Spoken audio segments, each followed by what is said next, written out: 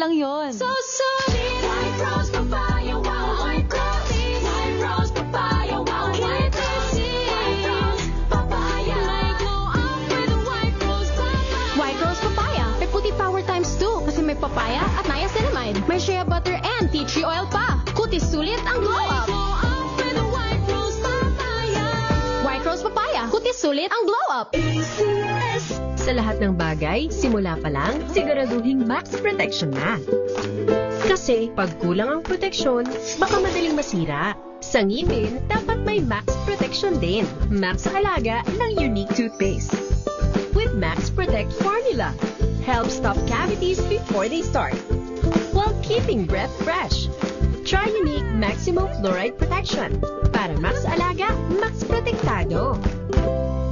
ACS. Sa puso ng kalikasan, natatangi ang prutas ng mangosteen. Ito ay nagtataglay ng antioxidant compounds na alpha, beta at gamma mangosteen. Ang MX3 capsule ay isang food supplement na gawa sa natural na mangosteen. Ito ay tested and proven to help avoid knee joint pain discomfort para iwas-iwas sa sakit with long-term supplementation through capsules daily. MX3 capsule, tunay, natural at original. Mahalagang paalala, ang MX3 capsule ay hindi gamot at hindi dapat gamiting panggamot sa anumang uri ng sakit.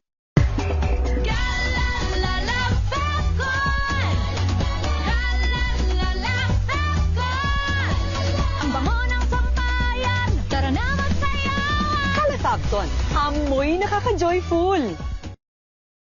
Hola a todos! Saludos de Madrid, España. Ako nga pala si Hilal Baracin, 45 years old, isang negosyante at ito ang aking kwentong MX3. Iba yung trabaho namin as overseas Filipino workers dito sa Europa. Doon pumapasok yung benefits ng paggamit ng MX3. Ang MX3 capsule na to ay gawang Pilipino, nakaka-proud. Mabibili nito dito sa Madrid. Arriba MX3! Dito ako bilib! Mahalagang paalala, ang MX3 capsule ay hindi gamot at hindi dapat gamiting panggamot sa anumang uri ng sakit.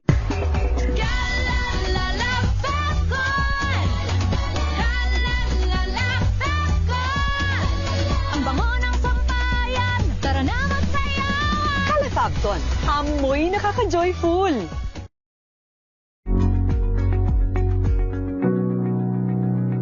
This portion is brought to you by ACS Manufacturing Corporation, ISO certified, maker of world-class quality Pride detergent. Likas sa atin ang makagawa ng pagkakamali, maliit man o malaki, dahil kakambal ito ng ating pagkatao. Gayunman, hindi ito nangangahulugan na madali para sa lahat ang magpatawad, kahit pa ito ay isa sa mga pangunahing turo ng simbahang Katolika. At kung minsan, may mga pagpapatawad na labag man sa kalooban ay ginagawa para palayain ang sarili. Dear Father, what is the end point of forgiveness? Can forgiveness be self-serving? Kasi may mga nagsasabi po na iba na nagpapatawad ka kasi gusto mo ng peace. Gusto mo ng quiet sa iyong sariling buhay. Gusto mo ng kapayapaan. Gusto mo i-detach yung sarili mo mula sa mga sufferings or mga different types of pain sa paligid mo. Pero it serves you, not the person na nakasakit sa'yo. Selfish po ba kung iisipin ang pagpapatawad? Thoughts on this?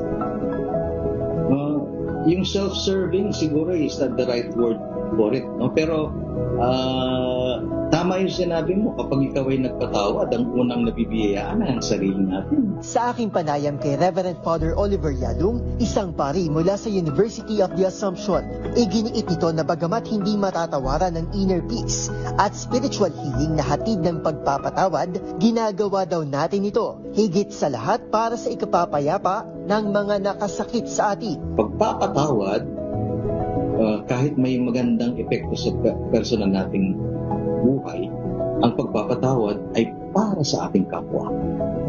Unang-una ay ito ay para sa ating kapwa. Lalo-lalo na yung mga nagkakasala sa atin. Pinagkakalooban din natin sila ng kapayapaan, ng pagpapagaling, ng kalayaan para sila rin ay mamuhay ng matiwasay. Paalala pa nito, Ang pagpapatawad ay isang paraan para makalaya mula sa impyernong buhay na puno ng galit. Panahon man ng Kwaresma o hindi, hinihikayat ng Simbahang Katolika ang pagpapatawad bilang pagtulad sa matinding sakripisyo ni Kristo para sa sanlibutan. This portion is brought to you by ACS Manufacturing Corporation, ISO certified, maker of world-class quality Pride detergent.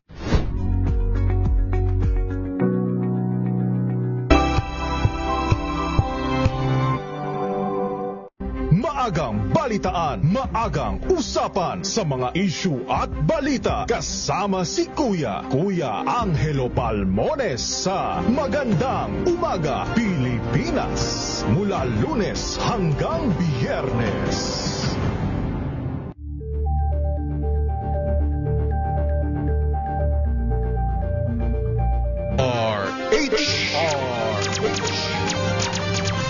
Pilipinas, oras po natin 20 minuto na po makalipas ang 10:00 ng umaga.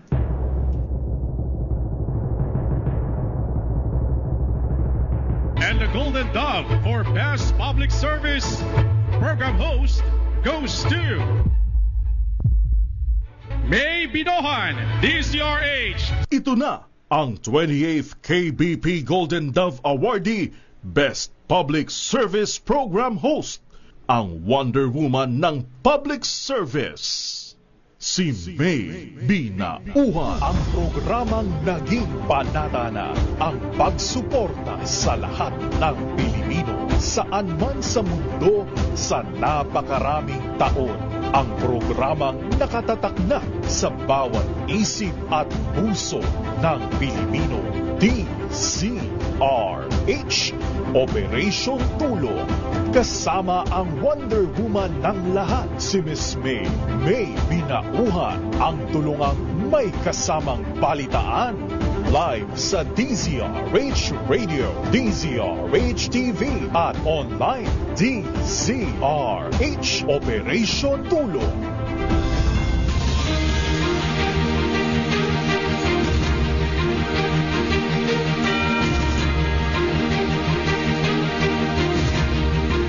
Good morning! Magandang mainit na umaga. Mula po dito sa Pasay City, sa Star City, CCP Complex. Today is Tuesday. Bilis ng araw, no?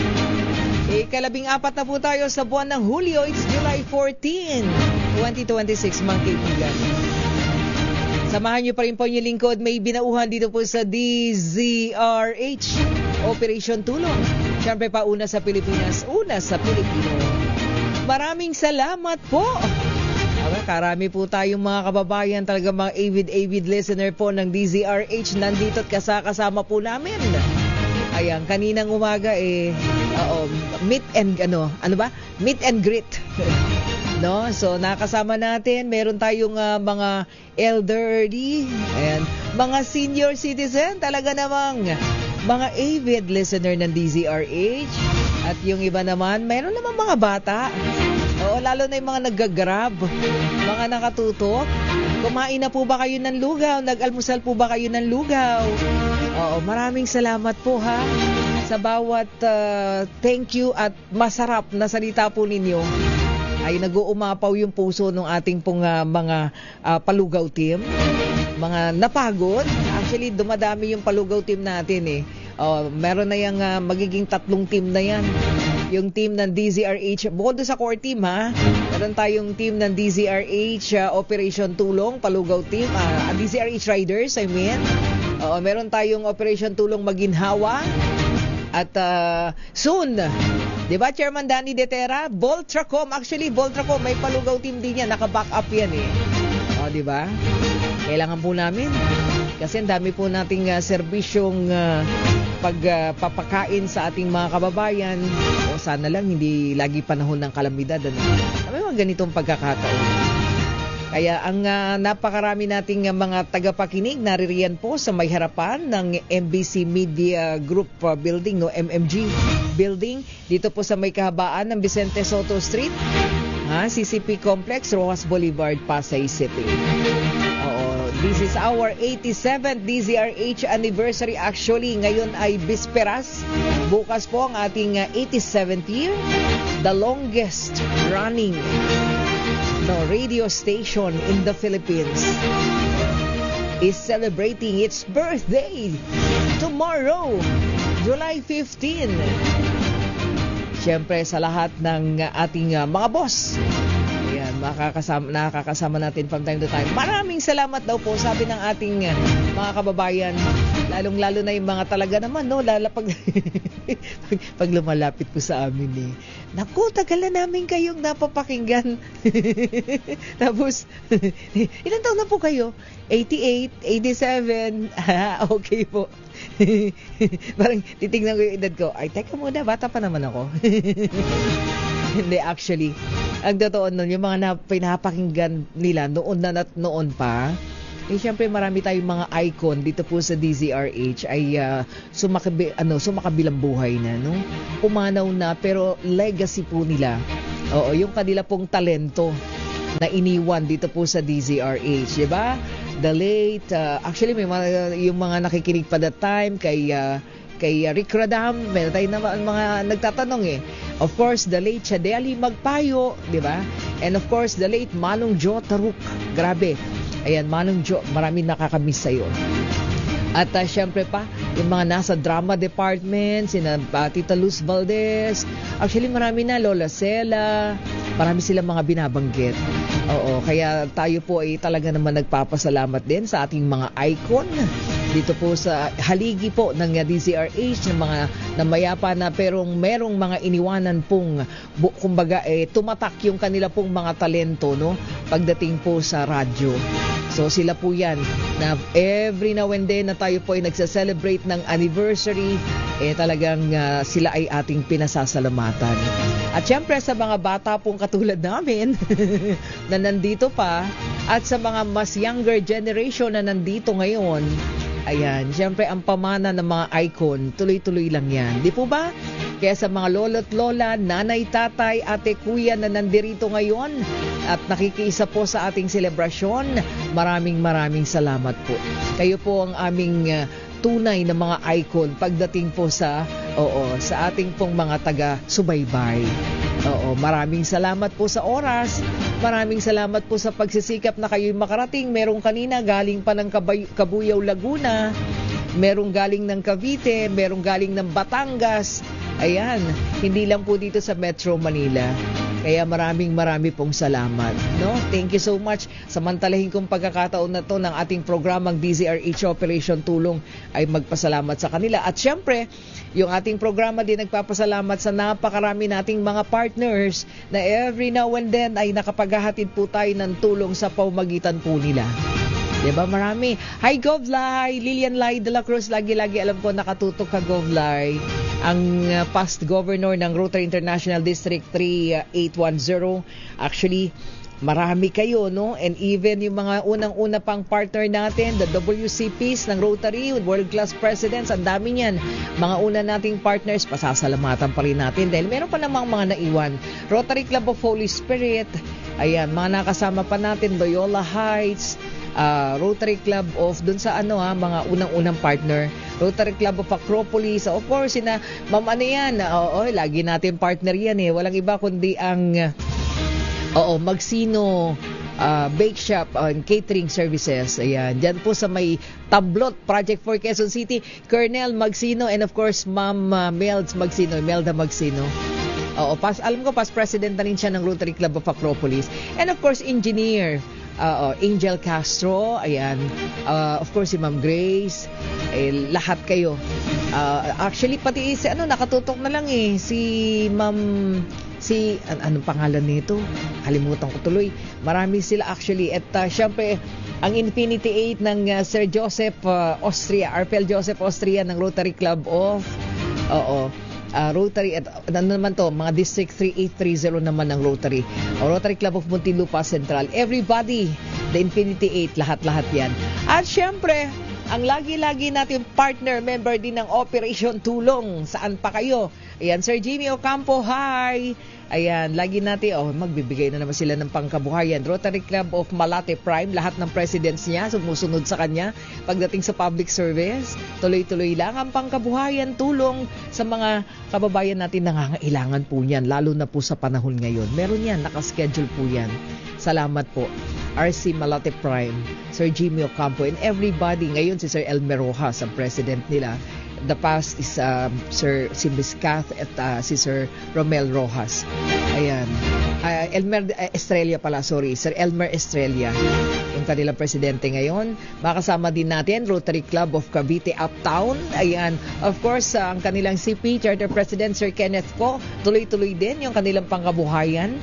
Ayan, sila po yung mga nakaschedule din na magbigay ulit. Salamat po. God bless you more. Ayan, kaya pinapasalamatan natin. Dami natin mga partner. Actually, siguro dun sa time ng ating pamamahagi ay pasasalamatan natin sila. At syempre yung ating bloodletting. Samantalahin ko lang to bago tayo tumawag. Yung ating bloodletting, i-announce ko na this coming Saturday po dito po tayo sa MBC and of course Elizalde Hall. Sa lahat ng gusto po mag-donate, lahat ng mga nakatutok sa atin, please donate your blood. Salamat po, marami po tayong nadudugtungan ng buhay para po sa ating advocacy na yan na sinimulan po sa atin ng napakasisipag Sir Noli Onchenko, Sir Steve Vasquez, Sir Choi Velasco, Ma'am Eileen, and the whole team of DCRH Operation Tulong. Tayo nagpapasalamat at tayo po'y nakapamamahagi ng libre at safe na dugo through our partners din. Ayan, paunti-unti lang. Mahalaga, marami po tayong nasusuportahan at sa lahat ng ating mga partners sa Blood Donation Drive, thank you so much. Andyan yung parts. Of course, makakasama natin ang HUG, no? Ang Harley Honors group ng, of course, grupo ng Direk Yen Rojas at ang ating Voltracom Chairman Danny Detera. Ayan, tayo nakiusap sa ilang doktor natin dito. Merong konting yung mga taxi driver nandyan. May mga pamigay ng konti ng mga vitamins. Ayan, salamat po. Ayan, konti lang yan yung mga nandito na naaabutan. Ayan, so salamat po. Salamat, of course, ang lagi nating kapartners ngayon sa mobility devices, wheelchairs, walkers. Kahapon po namigay tayo. Ang team po yan ng The Church of Jesus Christ of Latter-day Saints. Walang iba kundi ang past president na rin ngayon, immediate past president ng Rotary Club of Makati F. Subel. Maraming salamat Sir Emil Orencia. Thank you so much. At syempre, nandyan din ang kanyang mga CP, Ma'am, couple yan ng Makati F. Subel. Ayan, Ma'am Lucille and Sir Alex Rojas. Thank you so much sa inyo. At yung mga elders na nag-assemble ng mga wheelchair kahapon at sa ating mga beneficiary, ayan, maraming salamat. Magkakaroon din tayo next week at sa pamagitan naman yan ng Rotary Club of Ramon Magsaysay at ng APSA, Association of Private Schools Administration or Administrators. Ayan, sila yan na atin din nakaka-partner from time to time. Marami tayong partners. Ayan, kaya, and of course, sa ating mga pasyente, lagi-lagi, Supremo Sen, Senator Dito Lapid and the whole team, Lingkod Lapid, Sir Mark Lapid, ayan, Sina Florante, of course, COS. Ayan, maraming salamat Sir Ricky Ileto and the whole team, Ma'am Charms, everybody, Elaine. Ayan, salamat po sa inyong lahat. Lagi silang nakatutok. At syempre, Sir Michael guys, of course, MG Forex and the other pa na mga talagang partners natin through Mayor Lakay Deo Macalma na talagang ang inyo pong mga tulong pinansyal ay umaagos para po sa ating mga kababayang nangangailangan. So, bigyan nyo ako ng pagkakataong magpasalamat from time to time dahil kayo naman talaga ay isa po sa aming kinikilala pagdating po sa public service. Lahat po ng nagiging partners ng DZRH Operation Tulong, actually napakarami po niyan. Hindi ko nababanggitin isa-isa, but then ayan, lagi po kayong nandyan. Cavite Metro, Sir Andrew Vite, yan, lagi din po yan, lahat po ng iba pa na talaga namang nagbibigay ng mga mobility devices. Sir Francis Peñalosa, sir, how are you? Diyan po sa Vancouver, Canada, kumusta na po kayo? Ayan, maraming salamat, mga nagpasimula din ng mga wheelchair distribution. Ayan, at marami pa iba siguro from time to time ay babanggitin na lamang po natin, And of course, the whole DCRH Operation Tulong team. Oo, meron na tayong MBD team. Ayan, meron tayong Palugaw team. Ayan, lahat po yan. May kanya-kanya pong mga committee right now. Kaya tayo po'y nagpapasalamat sa kanila pong walang sawang pagsiservisyo ng walang hinihintay na kapalit. Salamat po. Okay? Yan, tuloy-tuloy po tayo. Siyempre pa, nakikita natin ang ating chairman, Mr. Fred J. Elizalde. Ayan, nandyan si Big Boss. Ayan, nakatutok sa ating selebrasyon. Ayan, salamat. Punong abala si Attorney Cam, Attorney Cheryl Adami Molina, at si Sherwin Alfaro. Ayan, kaakibat po ang DZRH Operation Tulong. Ipiwi na, go na ako. Okay, standby. Babalikan po natin ang ating mga kasama sa labas po ng station. Sandali po lamang. Standby lang, Aiza Gabriel. Pasok ko muna. Okay, pasok ko daw muna. Sige, puntahan muna natin na Aiza Gabriel. Kumusta tayo dyan sa ating palugaw, sa ating mga palaro ng DZRH, sa ating mga Cambio Kings sa stickering? Go ahead, Aiza. Yes, Miss May, ramdam ang energy dito ng ating mga kababayan. Kasabi nga ng ikalawang araw ng pagdiriwang ng week-long celebration ng pagdiriwang ng ika-80 anibersaryo ng DZRH ay hatid nga natin para sa ating mga, tawagin nga natin ay mga batang RH Miss May ngayong araw, ang ating palugaw, una para sa mga Cambio King natin at gayon din yung ating stickering kung saan Miss May kaakibat ng ating pa-stickering ngayong araw ay papremyo dahil sa bawat sticker na idinidikit sa kanilang mga sasakyan, taxi man yan, motor, o kahit na ano pang uri ng sasakyan, Miss May, kapag nadikitan ka ng DZRH sticker, ay bahagi ka na sa ating parapol ngayong araw kung saan maya-maya, Miss May, ay may makakakwentuhan si Ann na dalawa sa mga swerteng nanalo ngayong araw na nag-uwi ng grocery package at syempre limpak na papremyo